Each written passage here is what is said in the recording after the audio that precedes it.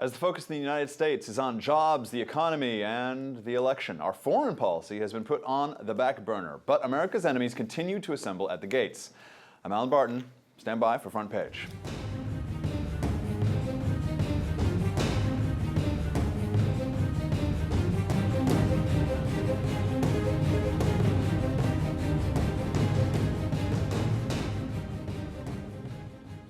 Joining me in studio, Elan Journo, a fellow at the Ayn Rand Center for Individual Rights, and Tim Cavanaugh, managing editor for Reason.com. Elan, we'll start with you, with Egypt.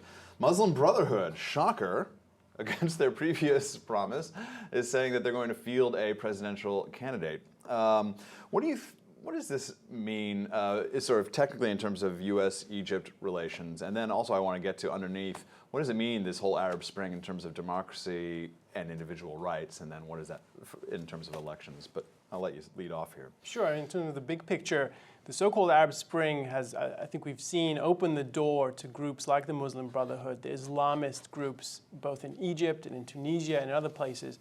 And I think it's enormously worrisome, because whether the Brotherhood actually wins the president position or not, it's not such a big deal at this point, because they've shown that they and the Salafists, which is an even more hardcore Islamist group, they're in the lead, right? They brought in 70% of the vote almost.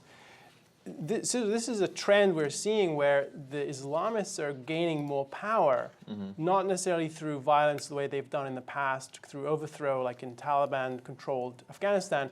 They're wise to the idea that, well, if we get to participate in elections, well, why not? We're really popular. And that's the other trend, which is there is in this part of the world a growing trend towards greater religious identification of people. It's always been strong, but it's even stronger now. And that's something that both reinforces groups like the Muslim Brotherhood, it makes them stronger, but there's something they feed too, which they sponsor and encourage. Tim, underneath, I think, Bush's intervention in the Middle East, particularly with Iraq, I mean, there was WMD, but really underneath that, I think, was a more principled argument, which was that if you can get democracy to take root in the Middle East, democracies tend not to launch wars on other democracies. But what do you think, what do you see happening here all these years later with this Arab Spring, these dictatorships falling? Mubarak was an SOB, but as they say, he was our SOB. And you have these democratic influences, you have a lot of people voting, but you have a lot of popularity for Islamist groups that don't believe in individual rights. Yeah. So where is this going to lead us? And I mean, we can also remain in Iraq to look at how democracy is working out there. I mean, half the government is on the run. If you're of the wrong religion at this point, you know, you face arrest and persecution and so forth. I think, you know, I didn't think it was a good idea to intervene in Iraq. I thought bringing democracy to anybody was a fool's errand, let alone a place that, you know, it has its way of governing, and it's sort of they call them Za'im, they're sort of, you know, local guys who are your big man and your patron, and that's the way things work. It, you know, may not work in the way that we like it, but that's what works for them. And to try and put this kind of, you know, democratic veneer on things was not a good idea. How it's going to work, I'm not a total pessimist about Egypt. I mean, you'd be foolish to say that things are going well there at the moment, but you know, it's a big country with a vibrant culture, and we will have to see how things shake out. In some ways, this guy Shatter, that the Muslim Brotherhood came in, has been the U.S. has in some ways welcomed his candidacy, because he's a little less extreme. One thing that's interesting about him is he's a furniture magnate and ran a business group for the Brotherhood. Well, it's almost like we have to assess what they say, and what they mean and what they'll do are sometimes very different things. They have to put forward a certain passion, maybe even certain a religious passion, and in the back they're just businessmen who want to make a certain buck, and they're going to put their cronies in office and maybe set up a system where it will be corrupt, but it won't be. It won't just trample international agreements, which I think is what they're really worried about. Egypt, are they going to violate that peace treaty with Israel? Yeah, I mean, one thing that's significant, there was a good piece in the Wall Street Journal recently by Brett Stevens looking at the leading Egyptian candidates for the presidency, and he said, well, here are the three candidates. And it's not an option between good, moderate, and really bad. It's just variations of really, really serious Islamist fundamentalism. They're way over on the other side of the spectrum. And so it's true, this guy, he seems much more genteel, much more Western. He's a businessman, for goodness sake. Yes, but that doesn't change the fact that the Muslim Brotherhood's ideas haven't changed. He hasn't changed his ideas, and there's a speech that he gave recently.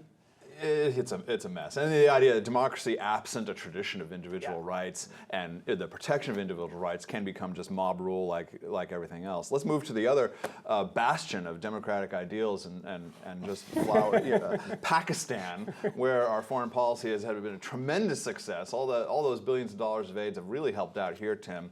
We have some sort of bounty out for one of these heads of this of these Islamist groups.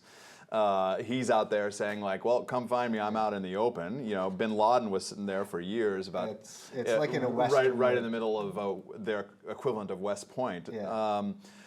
What should we do with Pakistan? I think a lot of Americans would be like, hey, stop, just but there are nuclear weapons over there, and I think America. Okay, but this guy is not, we're not talking about Pakistan's nuclear arsenal at this point. This is a person he's a bad guy. He apparently is the mastermind behind the Mumbai hotel attack of 2008. He's the head of Lashkar-e-Taiba, which is basically an anti-India group. I mean, it's, I believe, started over the Kashmir issue. This is a problem for India to deal with. This was a terrible attack, but India has proven on 3 separate occasions that it can kick Pakistan's ass in a conflict. Let them handle. I mean, we have people on the ground who have much more skin in the game and can handle this. And I don't think it really helps us to have this guy doing basically, you know, here's the $10 million reward, and he's draw a couple more zeros in there to mock us. I mean, it doesn't make us look, if we're, you know, we're all, I'm not obsessed myself, but America is really concerned with what they think about us, and they certainly don't think more about us after this. It doesn't make us look like we're ready for prime time. Elan, what do you think of what's going on in Pakistan? I mean, obviously, things were not great before we went and found bin Laden living in West Point Village outside of Abbottabad there. But I mean, it's really way worse than they don't think. I mean, I agree with you. They certainly don't think. They've never, I mean, anti-Americanism in Pakistan has always been really high. And this, to me, is a signal of just how poorly we've done in the last 10 years.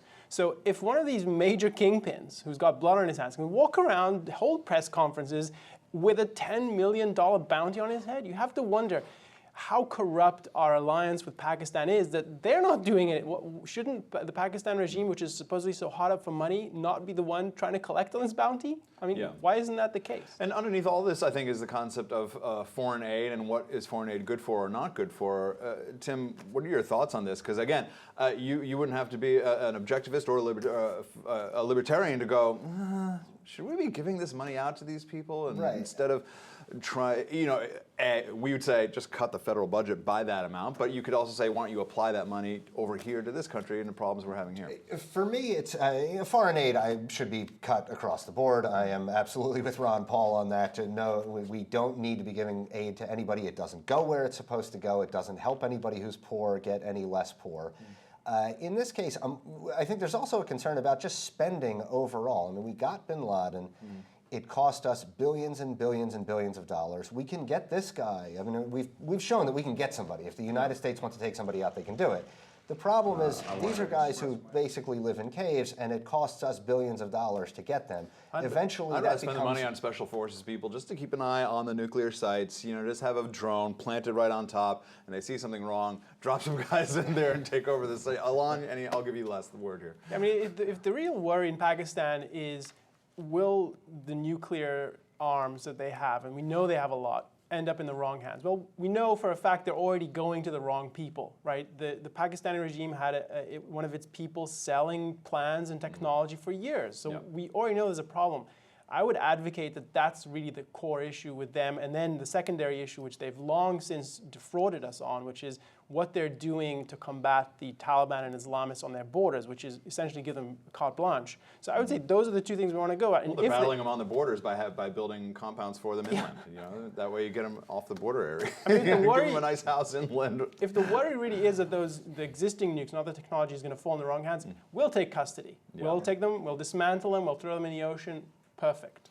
All right, gentlemen, thank you. As always, good discussion. You can see more of Elan Journo by visiting AynRand.org. And you can catch Tim Cavanaugh's work at Reason.com. For Elan and Tim, I'm Allen Barton. You've been watching Front Page.